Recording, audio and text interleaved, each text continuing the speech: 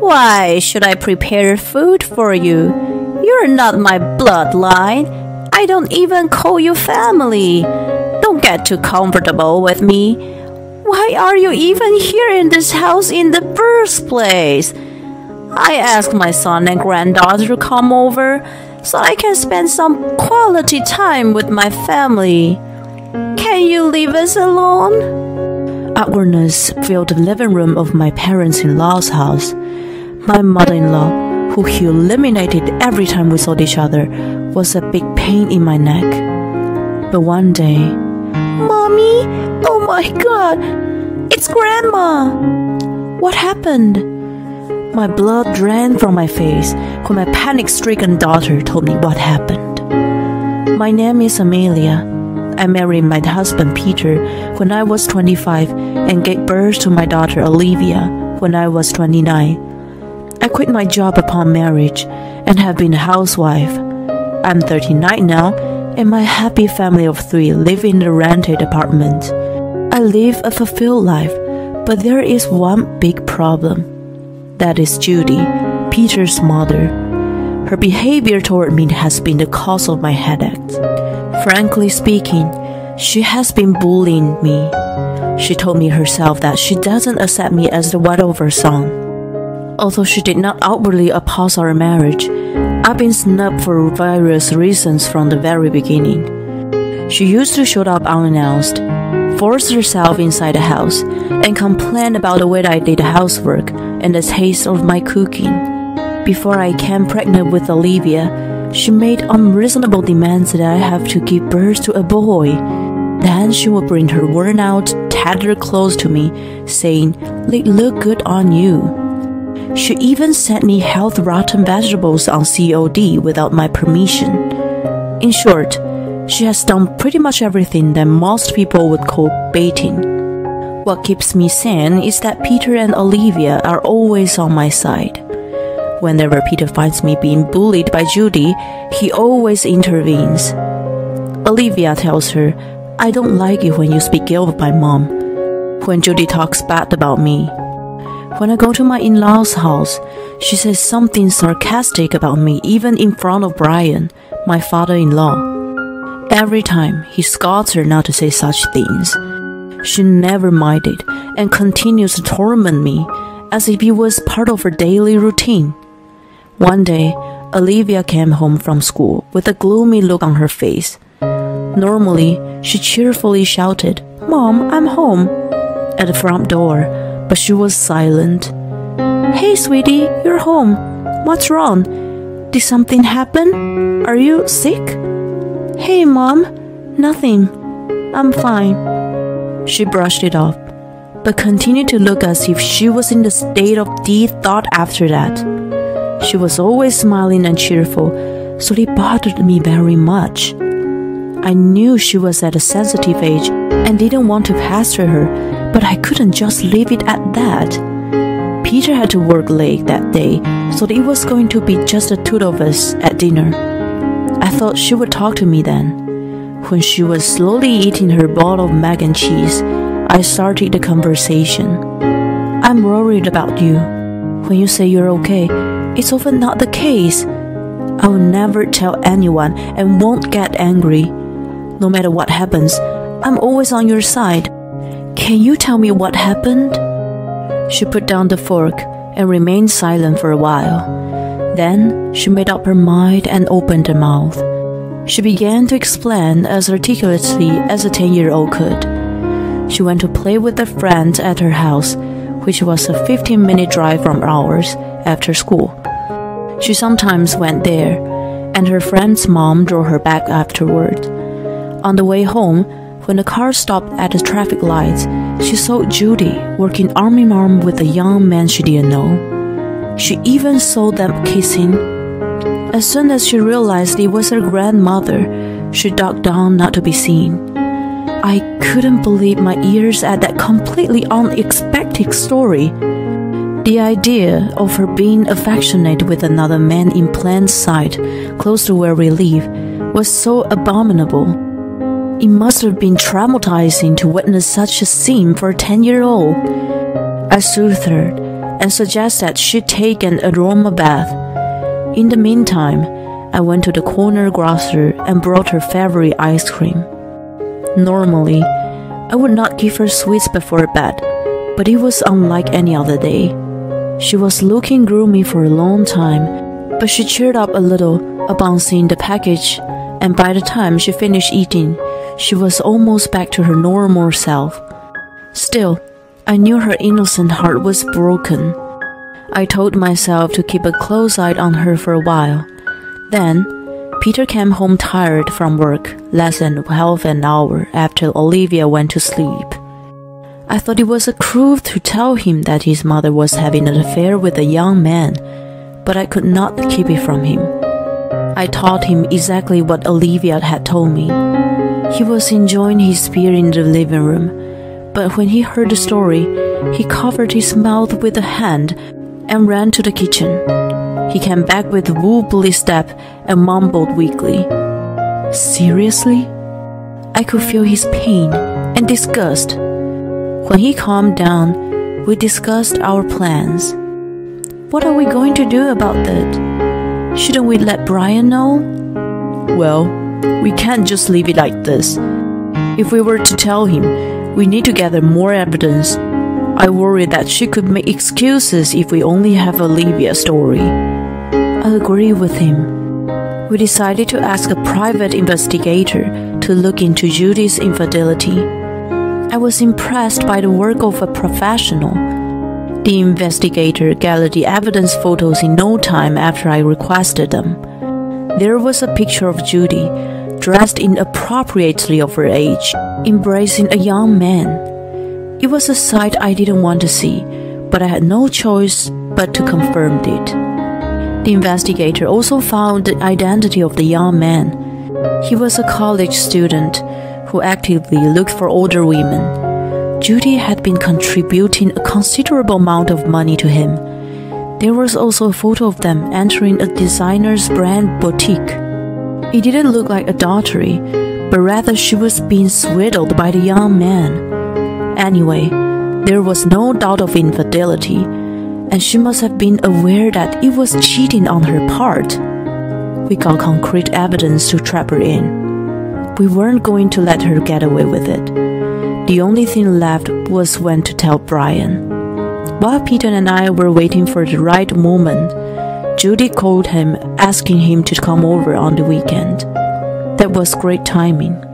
If I went there, she would most likely find a way to bully me. I was certain of that from my past experiences. If they were the case, I could expose everything then. Who would be laughing in the end? The weekend had arrived. I was usually pressed about visiting Judy, but I couldn't wait to see her that day. I could finally reveal her misdeeds. What I was imagining this and that. My family and I arrived at my in-laws' house. As soon as we parked the car, Judy opened the front door with a smile on her face. "Ah, you're here. Hi, Peter and Olivia. Welcome. I prepared a delicious lunch and it's waiting for you. Come on in." As I had expected, her bullying started right away. She acted as if I were not there. She turned her back on me and didn't make eye contact.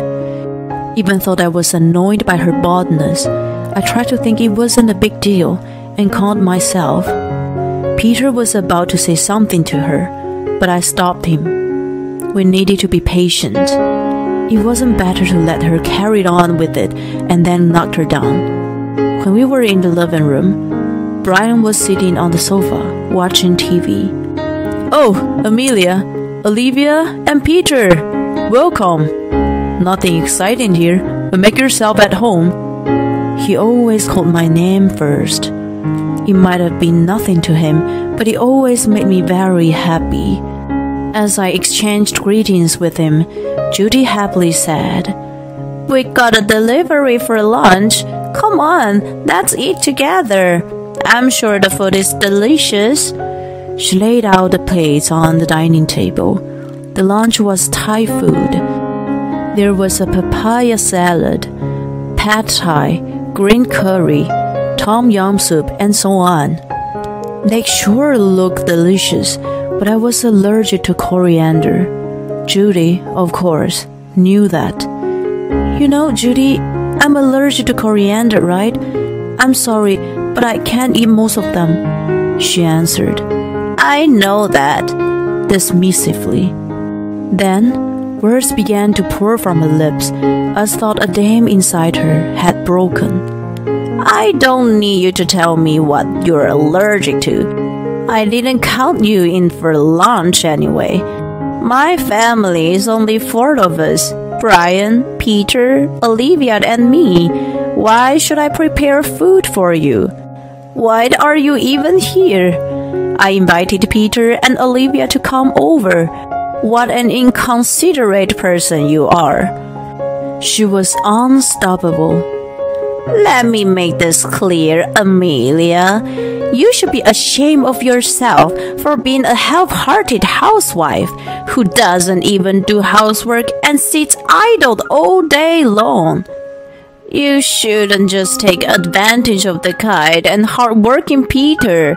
I mean, you don't work and you neglect your housework. What do you do all day, every day? You're not having an affair with some guy, are you? Who knows? Me? Having an affair? Who was talking?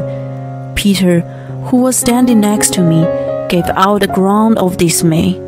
Well, it was about time. I couldn't believe she brought up the perfect subject herself. I asked Peter if I could bring it up. He nodded enthusiastically. Not only had she been nasty to me, but she had traumatized Olivia. I was going to make her pay for all of that. I took out the photo evidence from my bag and handed it not to Judy, but to Brian. They looked at the pictures in confusion.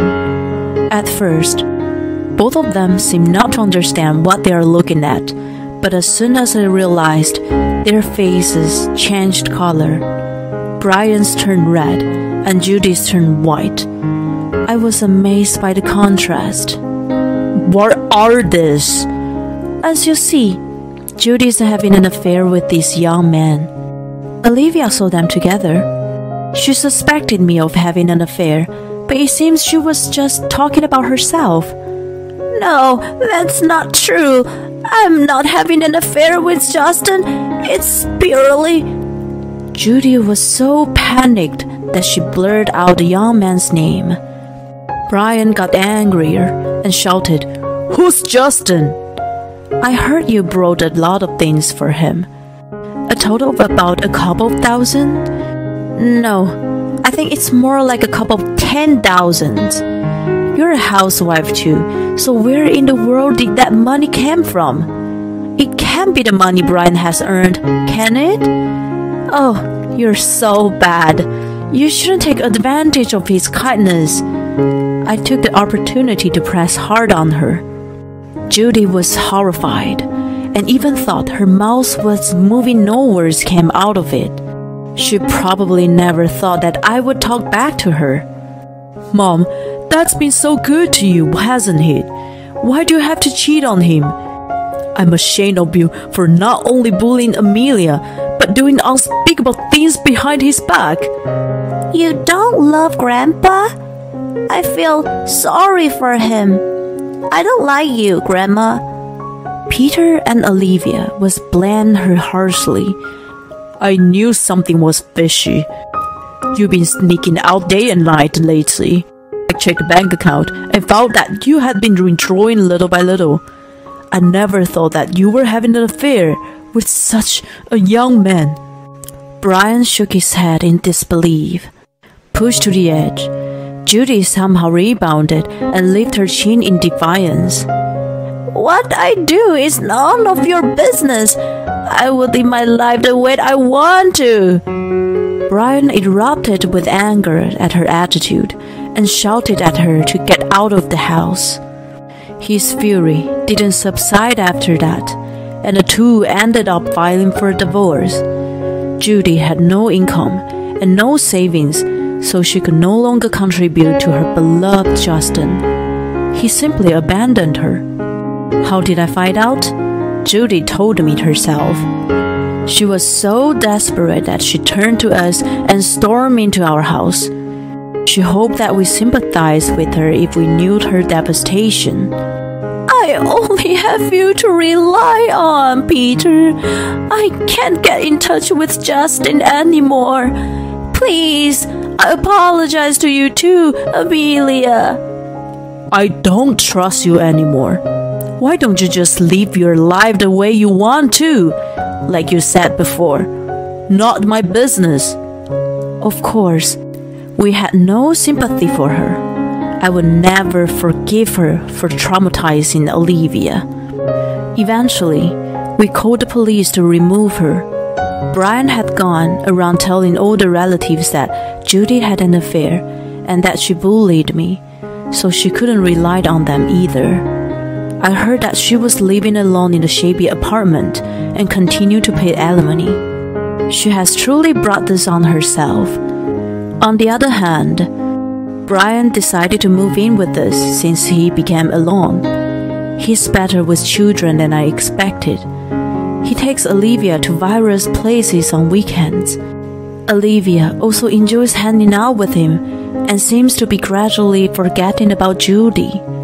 Furthermore, he's helping me with the housework, saying he feels bad for living rent-free. In the beginning, I had to teach him step by step. Now he can do everything by himself and even cooks dinner for us.